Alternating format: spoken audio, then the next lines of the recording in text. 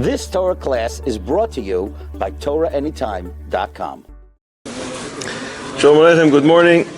Welcome to our viewers on Torah Anytime as well. I want to dedicate this year for the Tzlach of Ben Zion, Ben Dosa, him and his family. Parashas Achrei Mot Kedoshim. I think that this is the most mitzvahs that we will read on a given Shabbos. Who's the record holder? What parasha has the most mitzvahs? Mishpatim is high up there, but it doesn't. Kiseitze. How many? 77 different mitzvahs. Positive and negative together. 77 mitzvahs. In Achrei Mot, there are only 26. Yud Kei Vav Kei. In Kedoshim, there's 51. So altogether, Kiseitze has 74 mitzvahs. Today we have 77 mitzvahs. When we put Achrei Mot and Kedoshim together, 51 and 26, we get to 77, so this is the most mitzvahs that we will read in one Shabbos. So let's start with one of them. What's today's date? Uvechukoseyem lo yisraelechu. Don't walk in their ways, don't follow them. What does that include? A big chiddush from the Rishonim. Moishav skeinim al hatoya. That's Baalei HaTosfos, and they write, ובחוקותיהם לא סלחו שלא ידבר בלשון Latin שלהם. Don't speak Latin, don't speak their language, stick to Lashon HaKodesh. This is Moshe Zkenim Latoya.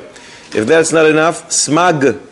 Again, one of the Rishonim, Lavin, Simin Nun, the smag writes, לא ללכת בחוקות הגויים, לא במלבושיהן ולא במנהגיהן. Don't copy them. Not the way they dress and not their minhagim. שנאמר, פסוק says, לא תלך בחוקות הגוי ובחוקותיהם לא יסלחו. אישם לך פן תינקש, you're going to follow them, פסוק אין דברים. הכל בעניין אחד הוא מזהיר. Everything comes to tell you one thing, to warn you.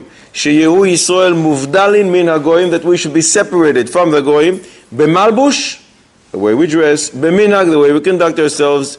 בדיבור, the way we speak. As the pasuk says, "Ve'avdil eschem min ha'amim," I will separate you and have you as a different nation from the rest of the nations. So this is the Bahag. The Bach copies this lahalacha in Shulchan Aruch Yoredea Kuf Ayin Chet. So now, lichoira, we have a problem to continue this year in English. Can we switch now to Lashon Kodesh? Yerushalmi. Masechet Shabbos, Perek Aleph, Halacha Dalet, the Yerushalmi says there were one day that they decreed 18 different gezeros, 18 different decrees. Among them, goyish bread, their cheese, their wine, certain fish that look, even though they're kosher, they look like tamid like a fish, so they ushered it. And the al leshoinan, that they should not speak in any language other than Lashon HaKodesh.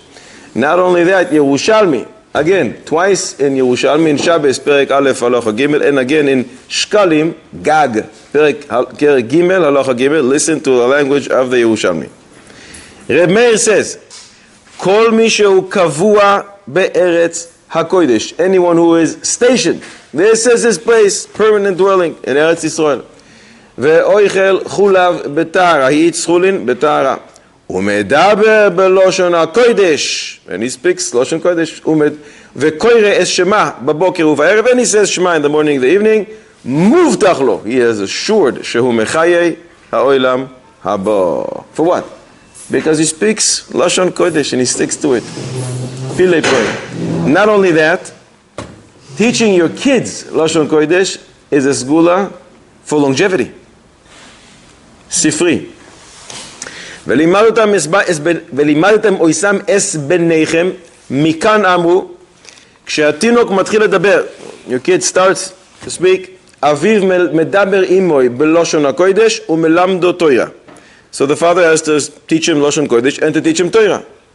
ואם לא עושה כן, and if he doesn't do so, ראוי לו כאילו קויברו. It's as if he buried his own son. שנאמר, because the pasuk says, this is the sifri. ולימדתם אותם בניכם לדבר בם. אם לימדתם אותם בניכם, if in fact you will teach your kids as the pasuk suggests, the latter part of the pasuk will be fulfilled as well. למען ירבו ימיכם וימי בניכם. Comes to tell us, ואם לאו, and if not, למען Yitkatsu yemeichem, your days will be shorter, because the Medrash explains. Divrei Torah are nidrash miklal hen lav umiklal lav hen. When the Torah says to you something, that if you'll do this, you'll get this. So if you don't do this, the opposite is true as well. That's what the Sifri learns it. It's the Torah of the Tanaim. And therefore, easy segula for longevity. Just teach your kids Lashon Kodesh. And anyways, we will continue this year in English. Question, going back to Pesach. It says that we should ask for their garments. We should wear their clothes. Yeah. Right? Rashi said that was the most important thing. So, It was most important in their eyes. in their eyes, Many deal with this question. It's not really a problem. They took it and they made some kind of a change. Maybe now it's considered a Yiddish address. There's no problem. You made some kind of a difference. For example, their buttons went from left to right, so they switched it from the right to the left. There's some kind of a change. Maybe now it's a Jewish clothing. What's the head to continue the sharing? Because we want people to understand. It's a good heter, no? Es la'asos la'Hashem, efegu torasecha. There's no isur to speak in foreign languages. There's a maila to speak in Lashon Kodesh. One who can, one who can't. Obviously, should learn Torah other than just. I think when the state was founded, they were very careful to make it Ivrit. Now Israelis מתגאים שמדברים שפות אחרות. Israelis are happy they can speak a foreign language. So first of all, start a campaign, the Lashon Kodesh campaign, and second of all, Ivrit is not Lashon Kodesh anyways. It's a modern Lashon Kodesh which introduces all kinds of words from foreign languages, all kinds of new words. It's not necessarily Lashon Kodesh. It's built on Lashon Kodesh, and many words we do understand because we speak Ivrit, we understand Lashon Kodesh, but it's not really Lashon Kodesh. How about in the Parsha, in this week Parsha, so Rashi, which he says, such and such a word, I forget which word is used, is from the Greek. We have a few things like that. Aramaic. Go back to Parshas Bereshis. If the Chumash Bereshis. Yaakov Avinu and Lavan make a little fence over there, and Yaakov called it Galed, and Lavan called it. That's Aramaic. Yegal Sadus, and a few other things like this. A tefillin that you put on every single morning. What's this word of Totafot? Rashi brings in the Gemara Sanhedrin. Tat be'Afriki and Pat. Tat be'Katfe and Afrike. So we have a few words like that. Some suggest this is not really foreign languages that are somehow found their way into the Torah. Everything in the world is built from Lashon Kodesh, even the world itself, from the 22 letters. So in other languages that come from Lashon Kodesh, today, when Chazal speak, you can find those words and you can understand what the word Totafot really means, but it really comes, everything stems from Lashon Kodesh. The Ibn Ezra speaks about it, the Radak speaks about so this. there's a chart that shows the 22 Hebrew letters from the beginning of all the languages in the world. So I don't know where I saw that chart. There's a sefer called The Word. My Chavusa Zichron Livrocha, his friend wrote this sefer. This sefer has more than 22,000 words in English that he proves that their origin actually comes from Lashon Kodesh. Give you an example. What's that? There's more than 22,000 words there in English that he proves that their origin is Lashon Kodesh. For example, couple. There's two in English. Yes. Kefir, kaful, double. What is regular? Ragil, and many other examples. Just think about it, you'll come across so many words. If you found one and you think you just found something so new, go back to that. It's called The Word, more than 22,000. What's the book called? The Word. By who? Was it? Do you remember that? Professor, I think his name was Mosesian, something like that. It's a fascinating thing. Well, some people claim British, men of the covenant. A little louder. British, men of the covenant. Ulai. A person transgress a capital punishment. Can it be that he will repeat the same Aveira? And now we say, oh, now you're exempt. If one kills someone, capital punishment, right? If he kills two people, are we going to exempt him? Of course not. We will kill him. If we could, we would have killed him double. Can it be that one does the same avera that entails capital punishment, but now, since he repeats, and he does it again and again, okay, go home, you're exempt. Can it be?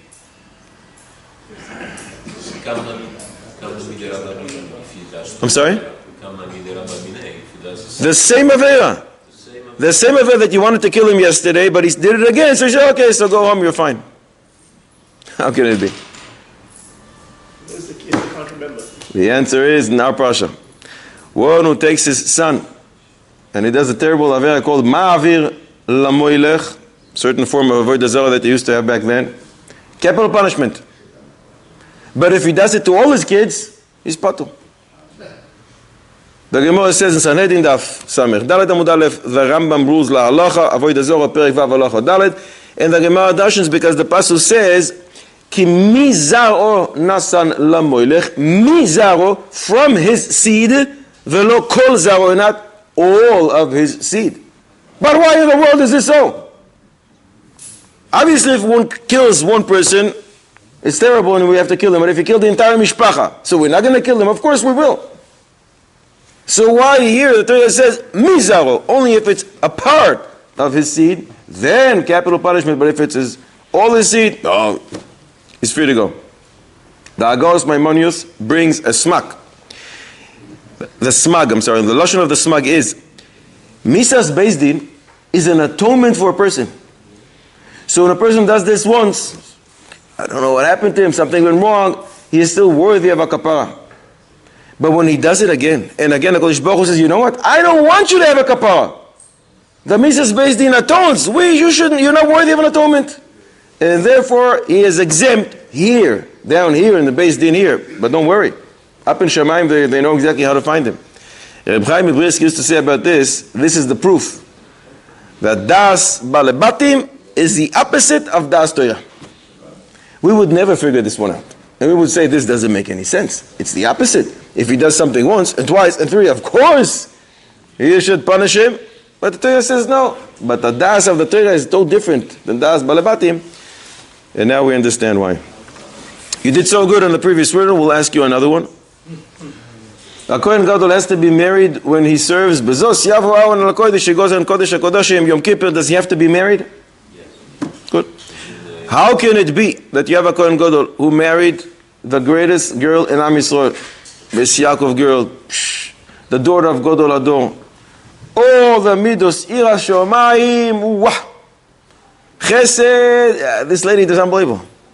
But because he is married to her, he can't serve as a Kohen Gadol on Kodesh HaKodashim Yom Kippur. Can it be? You're saying yes. How can it be? He has another wife. No, Khalila. She's the greatest girl in the world. He goes and he marries only her. It's him and her. The greatest tzaddikus in Am Yisrael. Oh, you married her? Sorry. So you can't serve as a Kohen Gadol Yom Kippur. No! He married her at 18. She's the greatest girl ever. She's never even dated anyone else. She is her first date. She has to be an Ara? She has to be... Yeah, marry at the right age. I wonder if somebody's going to catch that one. He married her exactly at the right time. He is the only one she ever dated. Oh, you married to her? You can't serve. What's that? Chas v'shalom. She was in Beis Yaakov her whole life until she found him and got married.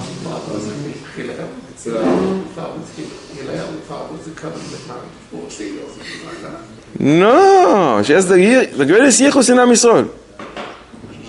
She's out. Refuah shleima. She's out with them. What's that? She's out with them in some way. No, the chief rabbi was officiating the ceremony. Think he would do such a thing? Chiddush. It means that the man should be greater than her. Then he can serve. Great in what way? Like the tzaddiket, she's a complete tzaddiket. Because she's higher than him, so to speak. Maybe that's why she can't serve. I don't know. And you have an index how to measure who's a greater tzaddik than who? I'm assuming this going on is also a tzaddik, a big one. A big chiddush, a ma'or sameach. Big chiddush. He says if, this is in Isurei Bia, the Or Sameach, the Meshech Chochma, and his commentary on the Rambam, in Perek Yud Zayin, Aloch Yud Gimel. if he is married to this lady, and she really is the biggest tzedekis in the world, but she became a, halachically described as a fool, she became a shoita, something happened to her. He can't serve in Beis HaMikdash. Why not? Because the pasuk in our parsha says, V'chiper be'ad beisoi. He is supposed to atone for his beiso. Who's beiso? His wife. And since she is a shoita is lav bas kapara. She cannot be atoned for. You have to have das in order to get an atonement. So it doesn't work. Great. So let him marry another woman and let him serve in Kodesh HaKodashim. What's the problem?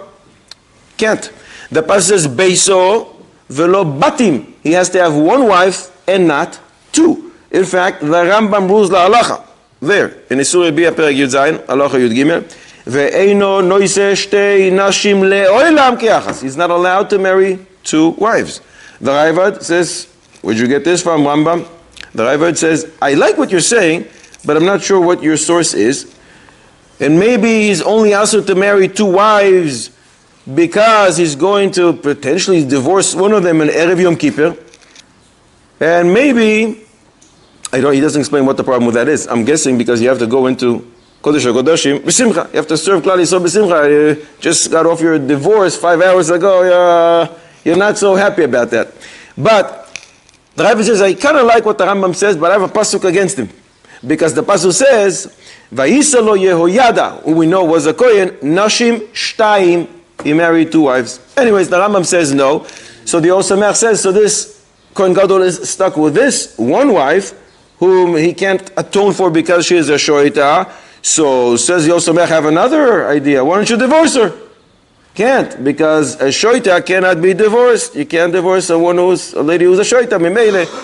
Says the Osamech, this Kohen Gadol is stuck. He is not able, this year at least, hopefully she'll have a refuah shlema before next Yom Kippur, to go into Kodesh HaKodashim and serve on Yom Kippur. Rabbi Isai, what is the most dangerous place in the world? Is it Gaza, South Harlem, South Chicago maybe, Harlem, South Chicago, Snake Island, Brazil, heard of it? Very dangerous place. Jenin. What's the most dangerous place in the world? What's that? Kashmir. Right now, that's today. Kodesh HaKodashim. Kodesh HaKodashim is the most dangerous place in the world. Why? If you're not a Kohen, if you are a Kohen, one wrong thought, just for a split second, kills you. How do we know this? The Gemara says, Yuma Daftes. Bayis Sheni stood for how many years? 420 years. How many Kohanim were there? Ma? A lot. Number?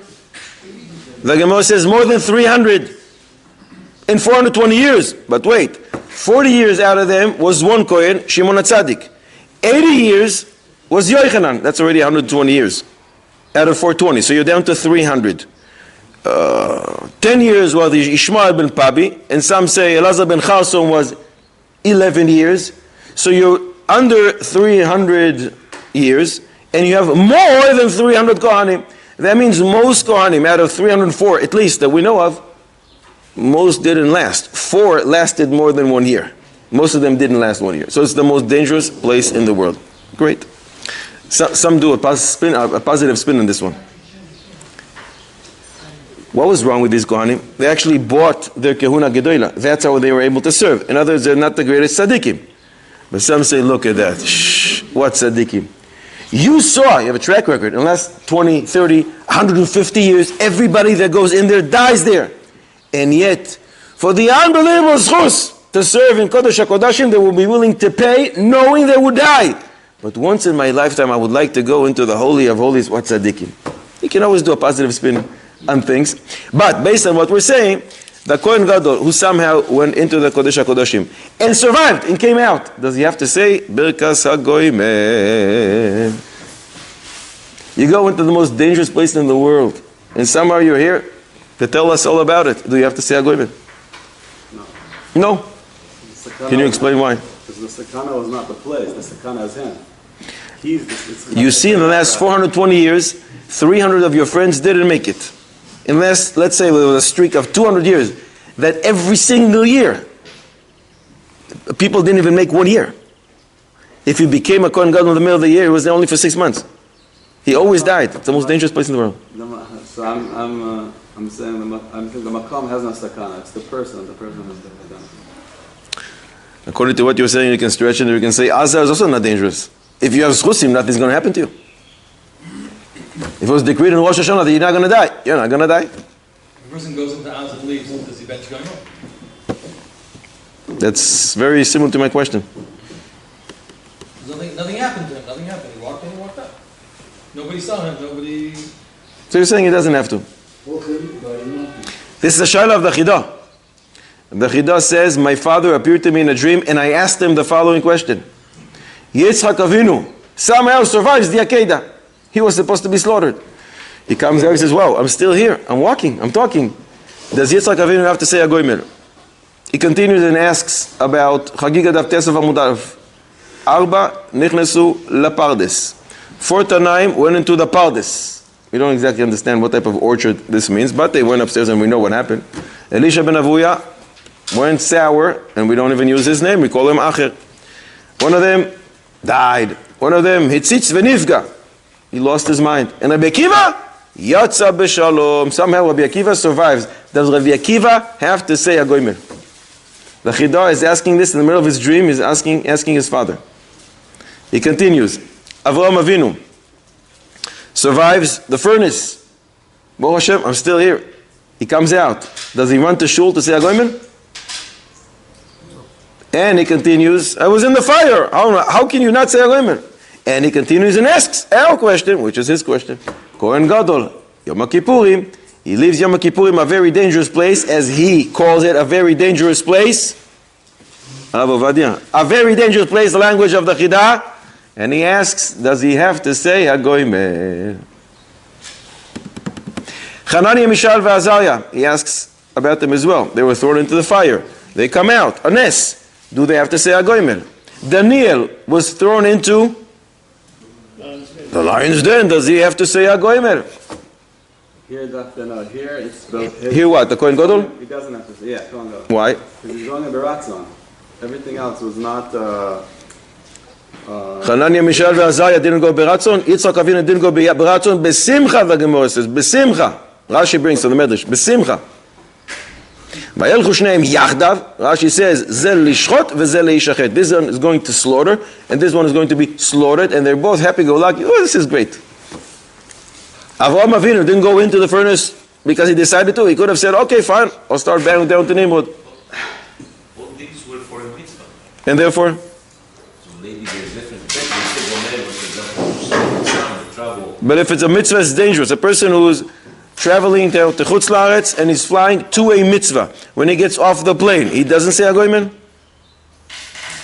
If you go on a makom sakana lichora, you should say a goymer. So why not? What's the difference? What the reason that you decided to travel? You wanted to say a goymer or not? Flying is not a mitzvah. The flying is not a mitzvah. The purpose of going is a mitzvah, but the flying is dangerous. But the only way to do the mitzvah is to fly. So do you want to say the goymer or not? Don't be afraid. Do you want to say the goymer or not? Says the Chidah. My father in my dream didn't answer me. So I will answer. And he says, Chazal never instituted for one to say Birkas HaGoymer, which is a thank you, unless the person fell into a tzara, Baal Korcho, Shalom Idaito, V'na'as Arones. What are the 4 people that normally the Gemara says, V'chol HaChayim Yodu Chasela? What does Chayim stand for? Chet Yud Yud Mem. Chet is Choyle. A person who is sick. Says the Chidah, you think he wanted to be sick? It's suddenly, he got up in the morning, oh, you're sick. And he was healed. Yes, it's a goymer. Yisurin. Yisurin come to a person because he wants them? Of course not. So when it happens, and he was saved by a miracle, yes, it's a goymer. And he says it must be like this, because the Gemara in Bab Metzia Daf Pei Daled speaks about Rabbi Lazar Reb Shimon, son of Rabbi Ashbi, that he invited the Yisurim to come on him every single day. Bo Achai, Bo Re'ai, he used to call the Yisurim come. He wanted to test himself for whatever reason, the mice over there, the Gemara. So he says, do you think he said a goymer every single day? Of course not. The next. Maybe ches chavush v'zazun, chavush v'zazun, ches. Yeah, he uses the ches for choyle, some use it for chavush. But the same idea. Nobody wants to go into prison. But the yud is. Right, they switch off between them. Yud, sometimes some also interpret as Yodei Hayam. He goes into the water. He says, Makom Sakana. But that's the only way I can go from place A to place B, and I have to go there. Then I have to say, the Goymer, the same thing with Mem, which is Midbarios, the person who goes in the desert, and has to say Goymer. That's the only way to travel, and there's certain places, and therefore he says one has to. But something which HaKadosh Baruch Hu commands you to do, like the Akedah, or something that HaKadosh Baruch Hu didn't specifically tell you to do, but you're going to do it as a mitzvah to be Mekadesh Shem Shamayim, Hananiah, Mishael, Ve'azariah, and Daniel, and Avraham Avinu going into the furnace. Those things, this is what HaKadosh Baruch Hu wants you to do. It's not a miracle, even if HaKadosh Baruch Hu decides to make a miracle for you, and one does not say a bracha. So he says, Yitzchak Avinu is the same thing. That was with the Gezerah of HaKadosh Baruch Hu. And he says, why are you asking me about Yitzchak? What about Avram? Moshe Rabbeinu goes upstairs. Every time he goes upstairs, the Malachim wanted to burn him. So he had to hold down to Kisei HaKavod, to the heavenly throne, of HaKadosh Baruch Hu himself to be saved. He says that's considered Kiddush Hashem. You're doing here exactly what HaKadosh Baruch Hu wants you to do. He wants you to be with him. You don't have to say for these things. And he says the same thing about the Kohen Gadol. HaKadosh Baruch Hu told him to come in. This is your tafkid today. This is your job to come in and to atone for Klal Yisrael. In a case like this, you don't have to say Hagoyim, and he says this is not considered a makom sakana. Even though before he told us it is a makom sakana, he says this is not a makom sakana because wherever the Shechina is, there is no sakana. So the opposite of what we said before, it's the most dangerous place in the world. Chas v'sholom. It's the safest place in the world, but you can make it into the most dangerous place by having the wrong thought. Another place is by Har Sinai, and the Jewish people, we're going to get... Right, so all of them have to go back home and say, you can make it a dangerous place if you do what we told you not to. So that was before Cholet, Yisurim, and... Yam, Yodei Yamim, and Mem is Midbarios, one who walks in the desert. Pasuk says, Ve'isha el achoisa lo tikach litzror legalos ervasa alea bechayea. That means don't marry two sisters. Right? Ve'isha el achoisa lo tikach. Says the Chanukah Satira, something is wrong with this pasuk. If we were to write this pasuk, we would write it differently. Why are you saying Ve'isha el achoisa? That means you're married to the achos, to the sister, and don't bring another wife. That's not normally the way it works. First you marry a wife, and the Torah says don't marry the sister of this wife. So you really should have said, Achos ishtecha, the sister of your wife, lo tikach. Or you want to formulate differently, Achoisa shel isha lo tikach. In other words, the sister of your wife, don't marry. What does it say? Ve'isha el achoisa. In the wife of the sister. That means you're married to the sister first. It's upside down. Says the Chanukah Satoya, this pasuk is talking only about one person in Am Yisrael. Yaakov Avinu. Why? In Psochim Kuf Yutes, in the Medrash also, the Gemara says that soon, speedily in our days, the Seudah of the Tzadikim La'asid Lavo. And at the end of the Seudah, HaKadosh Baruch Hu is going to give a kos shel bracha to certain people to bench. And they say, no, I can't. Avraham Avinu, would you like to bench for us? And Avraham Avinu says, I can't. Why not? I had an Ishmael coming for me. I'm not Ra'ui, not suitable for the tafkid. Yitzchak, would you like to bench? And Yitzchak says, no, I can't. I had an Esav coming for me. Fine. Yaakov, would you like to bench? I can't. Why not? Because I'm married to sisters. Ve'alai ksiv, and about me, the Torah says, Ve'isha el achoisa lo tikach. This pasuk is written about me. Ask Aruch HaStorah, this pasuk is written about you. It's written for Klal Yisrael. No. He's the only person that this pasuk is written about. Why? He wanted to marry Rachel. In his mind, she is his wife. He got stuck as if with Leah when Lavan cheated him. So the Maaseh, he's actually married to the sister of his wife first. Comes the Torah and says, Ve'isha el achoisa, don't add your real wife, Rachel, to the sister that you are already married with.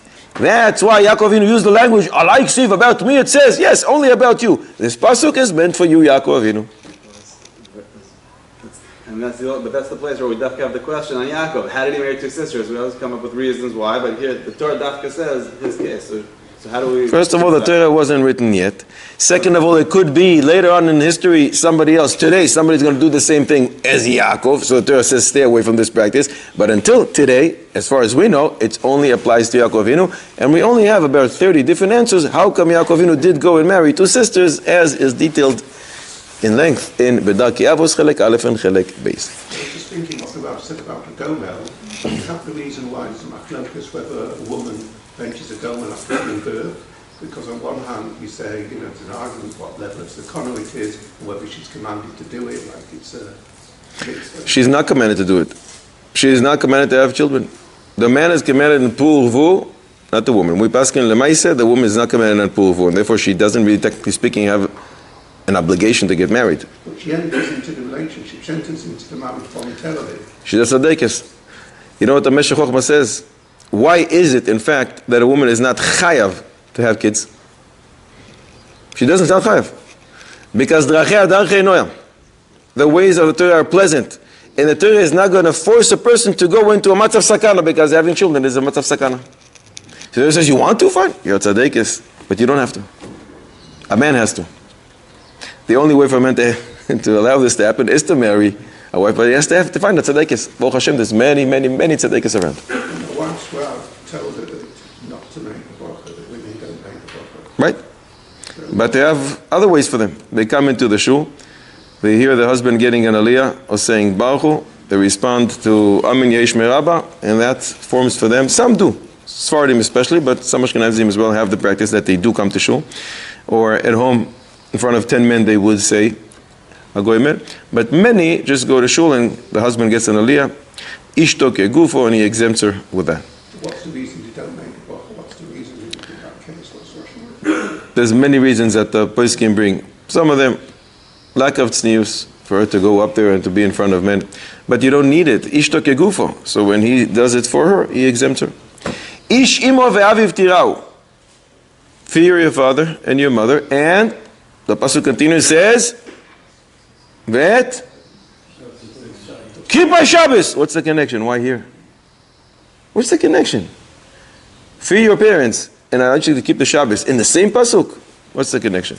In Parshas Vayischanan, the pasuk says, Kabed es avicha ve'esimecha ka'asher tzivcha. As HaKadosh Baruch Hu commanded you. Rashi writes, what does it mean, ka'asher tzivcha, as he commanded you? B'mara, in a place called Mara. Who cares? Who cares where that was? HaKadosh Baruch Hu wants you to honor your parents. Does it really make a difference to you where you were commanded to honor your parents? What's the difference? What's that? It was the issue of water in Mara. It was a what? Issue of the water, no water in Mara. But what's the connection? And back then is where I told you, remember back there? Remember we were traveling? That's when I told you I want you to honor your parents. Who cares where it was? I want you to honor your parents. What's the difference? Says the Ksav Sofer. There is a son who honors his father because he showers him with all the good that he can. He constantly gives him things and he buys them things and he takes them different places. And when the father stops being so nice, or he doesn't want to, or he doesn't have with what to give, so the son says, oh yeah? So he stops honoring his father. That's why HaKadosh Baruch Hu makes sure to do a hekesh between the honor of one's parents to the honor of HaKadosh Baruch Hu. HaKadosh Baruch Hu does a hekesh that you must honor your parents just like you honor the other party in creation of man. There's three partners there. So HaKadosh Baruch Hu says, just like you honor me, I want you to honor your parents. So where was this commandment given? In the Midbar. HaKadosh Baruch Hu said, I'd like you to honor your parents. Where? When you're in Mara. In Mara, they didn't need anything from their parents. Every single morning, man comes down from Shamayim. They didn't need to go to the clothes and take the credit card of their parents. Their clothes never wore out. So you didn't need your parents, and yet HaKadosh Baruch Hu says, I want you to honor them, even when you're not getting anything from them. That's why here, the pasuk says, Ka'asher tzivcha, it doesn't mean when he commanded you. It's where he commanded you. As that time that he commanded you, remember back there in Mara when you didn't need your parents, and yet he told you to honor them? So too, says HaKadosh Baruch Hu, I'd like you to make sure that you fear them and honor them even when they do stop, when they stop giving you whatever it is, just like back in the desert. That's why it's very important for us to know where this was the commandment. That's why it says, Ish imo ve'aviv. What is it, Ish? Ish that means he's an adult. He's on his own. And he is not samuch al shulchan aviv. He is not getting anything from his father. And yet the Torah says, guess what? I still want you to honor your parents. I want you to keep the Shabbos no matter where you go. I want you to keep honoring your parents no matter where, no matter when. And that's why it's important to know that this commandment was given in a time that you really didn't get anything from your parents. And yet HaKadosh Baruch Hu wants you to honor them. There's an Avrech from Bnei Brak, a very good guy, sits and learns all day long, comes back from the kollel, and he goes home and he learns a little more. Sits in his living room and he yells and he's so engaged in his learning. Shortly after he got married, a few months later, he sees that his wife is very upset at him. She can't even look at him. He thinks to himself, what did I do wrong? I didn't do anything to her. Why is she so upset with me? After 2 days, he goes to her and says, Rebbetzin, are you upset with me? Did I do something? She says, yes, I am. What did I do? He says, you remember a couple of days ago when you were learning in the living room? You know, I try not to disturb you. And when you're learning, I try not to go into the room, but I had to take something. So I came in so quietly, behind you. And I took something and you were yelling, Lachim mikan, Lachim mikan, get out of here, get out of here. You want me to leave? Fine. There's I think, a little more polite way to say it. Lachim mikan, get out of here. And you repeated it. What kind of business is that? And he hears this and he says, I said that to you? I don't speak that way to anyone, let alone to my beautiful wife. I love you. I would never say such a thing. She says, really? And you repeated it and out loud. He starts thinking, why? Maybe I was so involved in my learning, I wasn't even aware of what I was doing. It can't be. I never speak like that. When did you say this happened? He says, 2 nights ago. Ah! He says, come with me. He takes out the Gemara Masechet Shabbos that he was learning 2 nights ago. Shabbos Daf Vav Amud Aleph, Daf Vav Amud Beis. The Gemara says, if you have a house on one side of a public domain, and you have another house on the other side of a public domain, and you want to make one private domain, what do? You put a lechi mikan and a lechi mikan. Lechi is a 10 tfachim high post that you put in perpendicular to the public domain on this side and on this side, and it constitutes a wall. Lechi is lamed ches yud. She heard, lechi, get out of here. Lamed chaf yud. What a small little difference. He's always learning out loud because the Gemara says in Eruvin Nun Gimel, it's a sgula for memory. Verbalize your learning. Don't just scan it with your eyes. She heard, Lechi Mikan. And he said, Lechi. The Gemara says, Lechi Mikan, Lechi Mikan. So he repeated it. He said it twice. Judge people favorably. B'tzedek tishpot hamisecha. The question is on her. You heard such a thing? Go to your husband and say, why are you saying this? Well, what do you mean? But whoever comes to you have to stretch your imagination. You have to judge people favorably. How can you get to that? Who would think like that? But there's one directive that comes before judge people favorably. And that is what Chazal teaches us in Pirkei Avos. Al tadin es chavercha ad shetagia limkoimo. Don't judge your friend until you reach his place. Until you reach being exactly where he is and stepping into his shoes. And you'll never be able to. Will you ever have the exact same upbringing, same family, same teachers, same experiences, same friends? Never, never. Don't judge. But if for whatever reason somebody comes and puts a gun to your head and says, you must judge your friend, then comes the second directive, judge people favorably. But otherwise you don't need to judge. Who asks you to judge? Are you Ribbon Shiloh? Don't judge. But if you judge people favorably. Are you allowed to drink some wine before davening? Shachis. You don't like it. Anyone has a problem with it? I'm talking about after Alois Shacham. It's already before Netz. You're about to go daven Netz. Wait a second. When it gets, what's that? Asu. Why not? Where do you learn it from? In which parsha? Shh. The pasuk says, "Lo toichlu al adam." The Gemara in Brachos Daf Yud Amud Beis says you can't eat or drink before davening, because the Gemara's language is, "Lo tochlu kodem shetispalelu al dimchem." First daven for your blood that will continue running in your veins, and then go and eat and go and drink. And the Gemara says, one who does eat and does drink before davening, alav hakasuv oimer. There's a pasuk about him. Ve'oti hishlachta achrei gavecha. You threw me away, you casted me away, says the Kodesh Baruch Hu. Al tikrei gavecha ela ge'echa. It's considered arrogance. You first take care of your needs, and then say, you know what, when I go to a bit to the shul, maybe I'll talk to Ribbon Shalom. That's to be the first thing that a person does every single morning. Yet, after having this Agdama, the riddle, can it be that one can have a glass of wine before Shachris? After all, Lois HaShachar. He is healthy 100%. It's not that the doctor says this is what you have to have.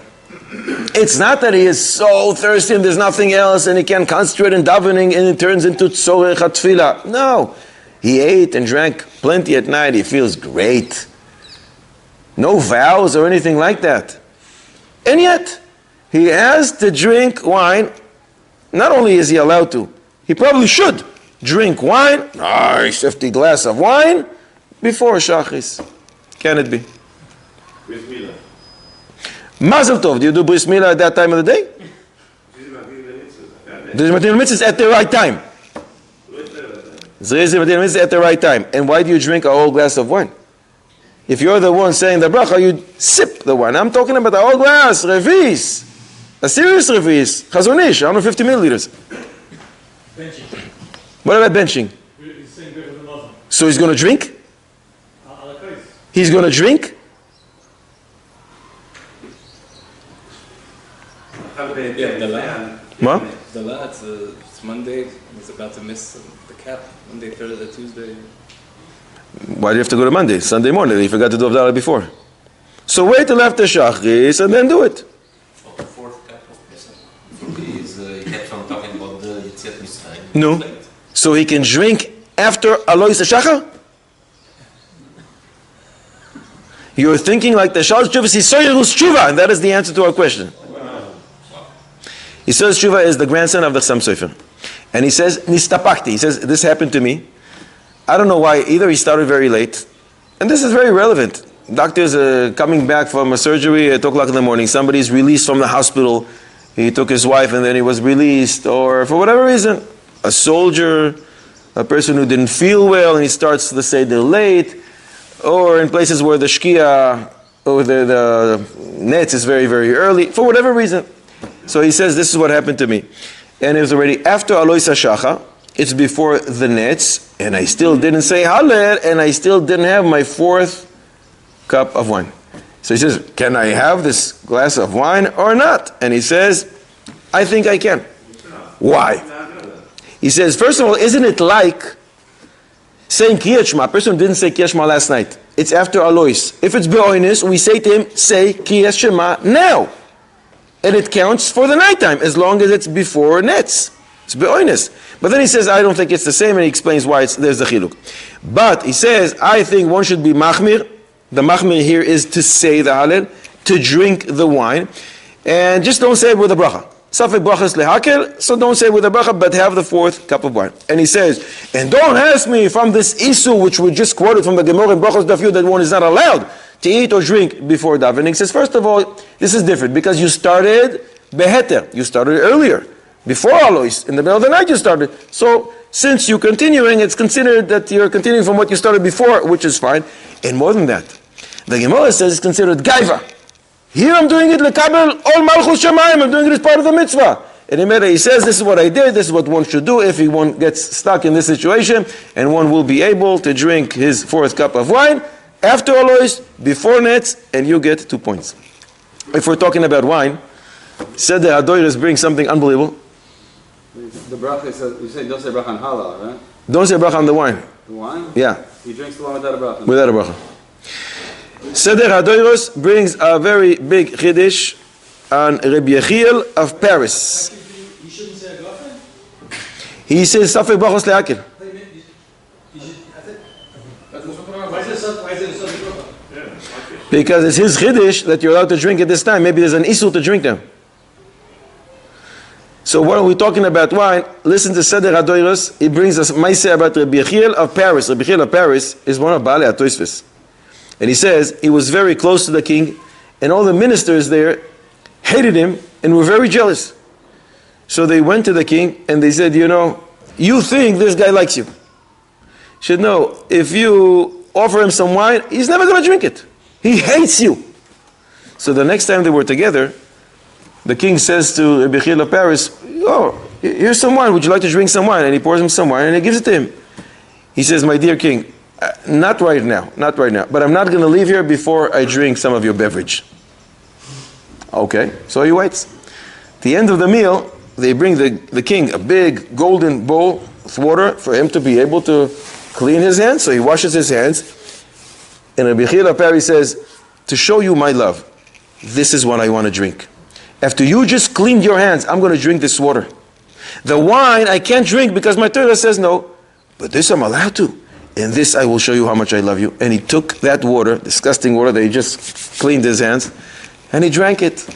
And the king said, now I know that you love me. And he now loved him even more than he did before.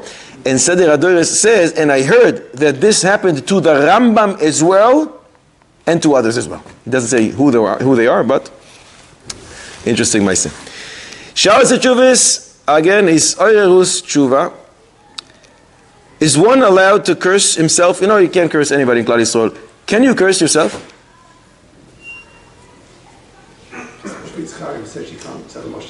I'm not asking Lashon Hara. Anu mitzvah. Cursing. Lo tekarel. Cursing a Jew. You cursing, but I'm not cursing somebody else. I'm cursing myself. I have a question on the water thing. I read somewhere that someone drinks the water of Netilas Yadayim in the morning. That's one way to get off, to go off there. This is not Netilas Yadayim. This is not Netilas Yadayim Avayid. This is water, and it's mistama a big pikuach nefesh, unless you'll be able to drink all the water, even of a Netilas Yadayim Avayid in that case. This is not water Netilas Yadayim. That's because of Ruach Ra. This is stam water that he washed his hands. Normally we wouldn't drink it, it's disgusting, but pikuach nefesh. No tumah associated. There's no tumah with goyim. He's not a Yid. So can one curse himself?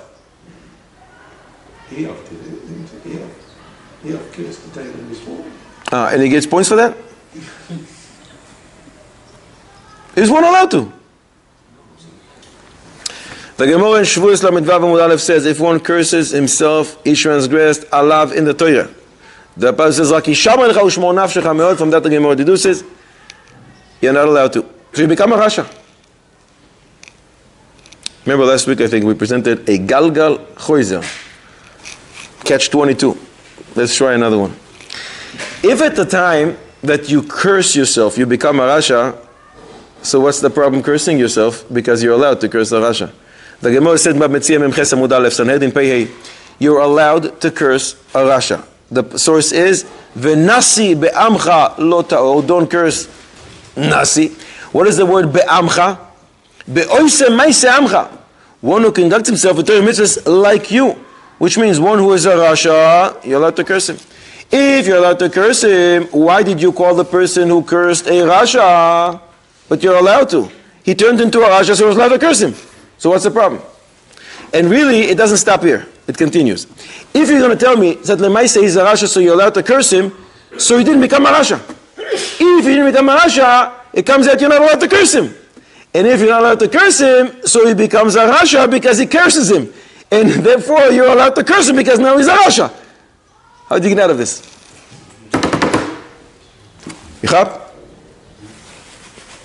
You're just rolling around and can you get up? Can you? No, because when he said the curse, he wasn't a rasha yet.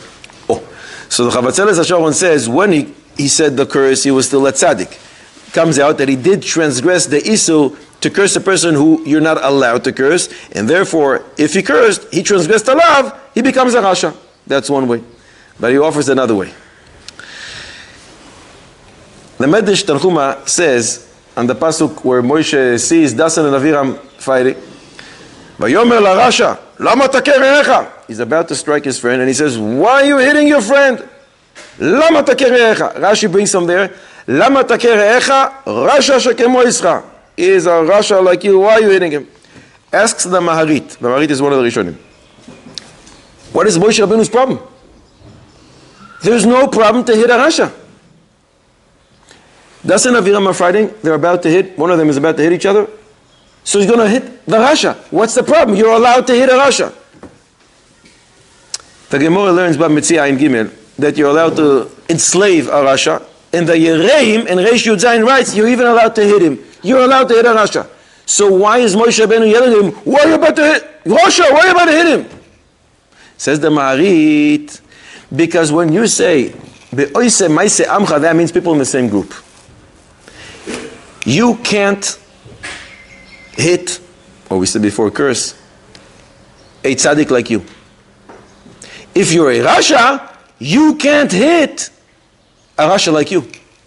If it's Moise Maise Amcha of your group, not necessarily the group of tzaddikim, a group, if you're within that group, and we said, I think, maybe last week we mentioned the same idea, that the Chaim Kanievsky says, a secular guy is not sure Torah mitzvahs, that I'm in theory can speak Lashon Hara about him, he can't speak Lashon Hara about a secular guy like him.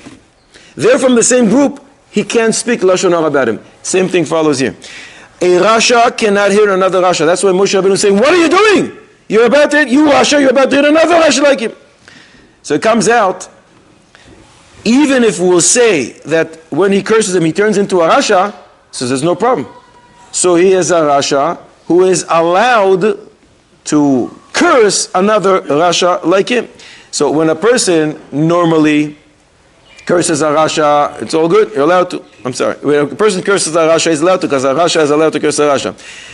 I'm sorry. When a person normally curses a rasha, he is allowed to. When a person normally curses a tzaddik, he is not allowed to. But since we say that he transgressed the Isu, he did the Slav and he became a rasha, so now he is also not allowed to curse himself because he's in the same group. He is the rasha, like the rasha that he just cursed. In other words, himself, and therefore he will not be able to curse him. Remember, the Galgal HaChoizer stops right there. Do you really have to love everyone equally? Really? How is it possible? Are you supposed to love a Talmid Chochem more than a regular guy in the street? Of course. HaKadosh Baruch Hu equates his honor, his fear, his love, and we learn it from the word es, which is superfluous. Es Hashem lokech atira, es lerabos talmidei chachomim. So HaKadosh Baruch Hu equates his love, his honor, to that of the Talmid Chochem. So how can you tell me you have to love everyone in Klal Yisrael equally? No, you don't. You have to love Talmidei Chachamim more. How does it work? Son explain, the answer is, the key word here is ve'avta l'reacha kamoicha. What is kamoicha? You love yourself. But do you love all your body parts equally? Nope. I think if you have to give up a body part, you would give up your pinky before you give up your head, or your heart, or your brain. There are some parts of yourself belonging to you that you like and prioritize more than the rest of the body, even though you love your entire body. So too, you should look at Klal Yisrael. Love everyone, but prioritize and love even more the Talmidei Chachamim. Ve'avta l'reacha, in the same manner that you love yourself, and that is the word kamoicha.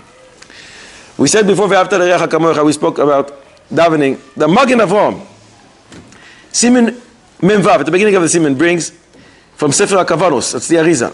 Before davening, one should accept himself the positive mitzvah ve'ahavta l'reacha kamoicha. Why nafka now? Why before davening should you accept on yourself this mitzvah? I love everyone in Klal Yisrael. Avas chinam. Why now? Why before davening? Says the Aluf Yehuda. Because the Arizal and the Magen Avraham wants you to make sure that you love everyone in Klal Yisrael only before davening, not during davening. Before davening, love everyone. During davening, you should view them as enemies, because you don't speak to enemies. And this will ensure that you don't speak in the middle of davening. So love everybody before davening. In the middle of davening, you should view them as enemies. This will ensure there's peace and quiet in the shul. What's his raya? Gemore. Sukkah Nun Aleph. The Gemore says in the shul in Alexandria of Egypt, gigantic shul, they used to place different groups. All the different professions were sitting together. All the doctors in one place, all the lawyers in another, all the painters here, all the Rabbonim here, everybody in Klal Yisrael, what's your profession? You go sit here. Why? The Medrash Tanchuma in Bereshis Simen Ches says, Uman soine bnei umanusoi. A person in a certain profession can't stand the other people in his same profession because he views them as his competition. Mimele, they wanted to make sure nobody speaks in this shul, especially that shul. I think 1.2 million people in that shul, according to the Gemara. Mimele, if we're not going to take some measures to make sure this is quiet here, it's not going to. That's why the Magen Avraham says, love everyone in Klal Yisrael, accept it on yourself before davening. And also right after davening, that's also okay. But during davening, as if, view them as enemies, Mimele, you would not like to speak to them during davening. Abba Yisai, how much would you be willing to pay me if I offer you a segula? Easiest thing in the world to do. That ensures that your tefillah will be accepted. Satan will not have the koyach to speak anything negative about you or about your tefillah. Your enemies will fall right in front of you. And even your Yetzer Hara is going to make peace with you. What is this worth? I think you should sell your house and give me whatever it is worth. Millions, no? Guess what? I'm going to give it to you now free of charge. Eli Rabbah. Simin Memvav. Listen to a language not to be believed. Matzati. He brings this from the Mate Moshe. I found. Call me. Anyone. Shemechaven be'esat chalas Adon Oilam. For davening, you say Adon Oilam with kavana. Kasav Rav Yudah Chassid. Verav Hai. Verav Shri Ragon. Arev Ani Badavar. I am a guarantor. Listen, who is the guarantors here? Unbelievable. Shetfilaso nishmat, his tefillah will be heard. Ve'en Satan mekatreg al tfilaso. Satan won't be able to say anything. To be the normal prosecuting agent that he is, he won't be able to. Ve'en lo Satan upegara beRosh Hashanah ve'Yom Kippurim b'tfilaso. Your davening is going to go smooth. Rosh Hashanah and Yom Kippur. Ve'oivav noiflim lefanav. Your enemies will fall in front of you. Ve'yesh omrim, and some say, hey, af Yetzer Hara mashlim ito. Yetzer Hara is going to make peace with you. Unbelievable. Adon Olam. It's such a big shevach to Ribono Shel Olam. That's why we end our day with it. The end of Kriyat Shema. Bedtime Kriyat Shema, you say Adon Olam. And some people, the biggest sacrifice people do sometimes in the morning is that they sacrifice the sacrifices and they don't say Korbanos for some reason in the morning. Don't know why. But this is even before Korbanos. The Korbanos is long. Adon Olam, we all know by heart. You can say it on the way to shul. Let's start an Adon Olam campaign. It's unbelievable. What a mitzvah. Adon Olam bekavana. Adon Olam Yomi. What's that? Adon Olam Yomi. A Yomi program for Adon Olam. I can't hear you. Adon Olam Yomi. Adon Olam Yomi. You have to break it up into pieces. No, we want to say the entire Adon Olam. Every day. All day, every day. Before davening with kavana. The grandson of Rab Shteiman Zatzal said that he once accompanied his grandfather to a shiur klali that he gave in Yeshiva Orchos Torah. And the Bachum really loved it. That night, he came to be, they used to make shifts between the grandsons, who's going to stay with Reb Shteiman. So it was his turn. He comes back and he says to his grandfather, it was such steiging after your shiur. Ritcha de Oraisa, the guys loved your shiur. So Reb Shteiman says to him, Yeshe koyach.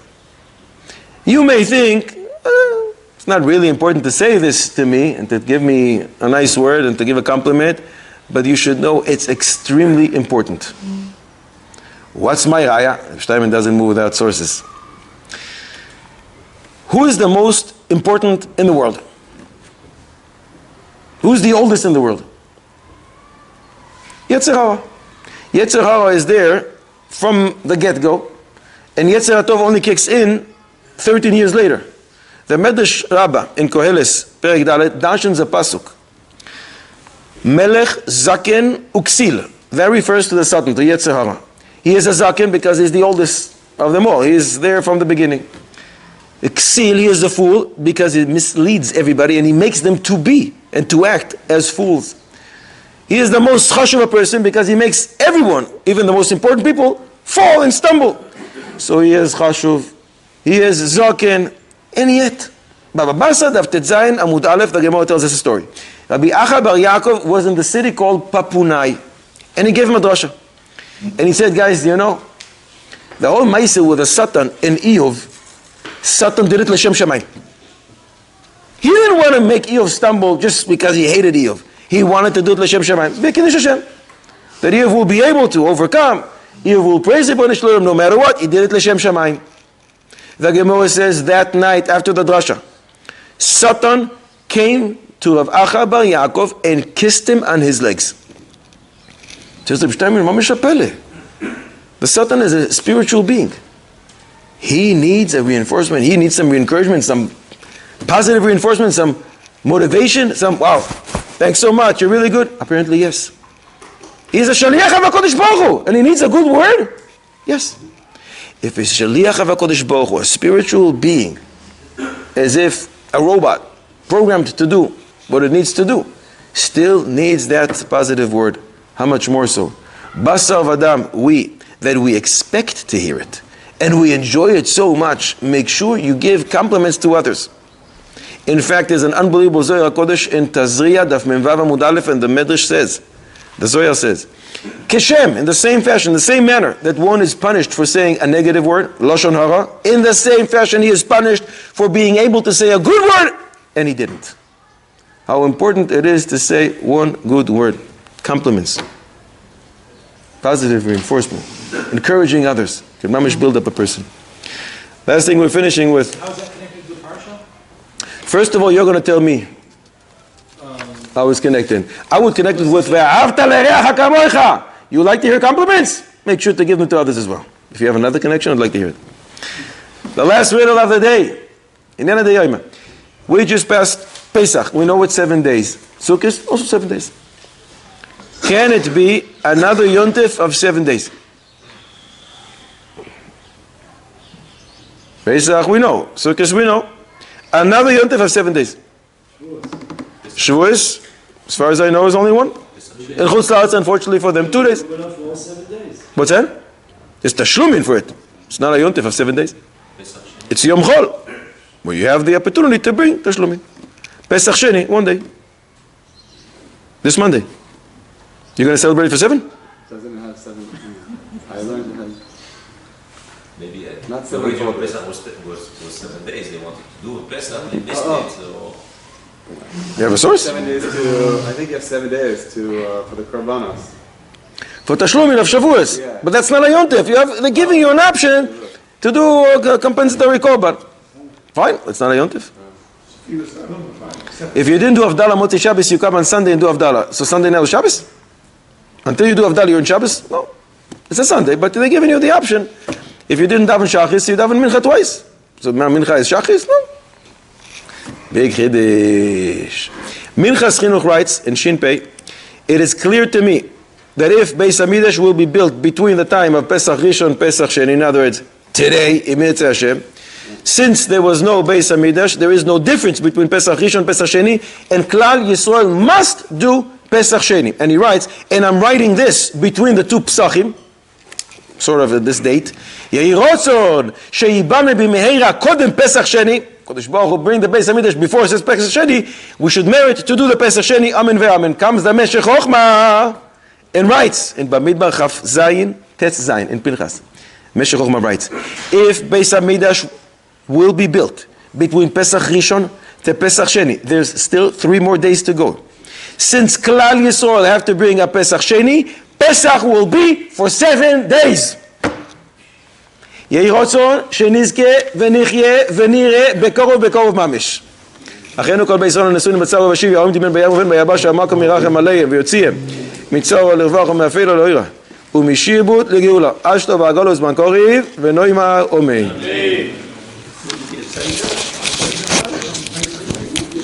You've just experienced another Torah class brought to you by TorahAnytime.com.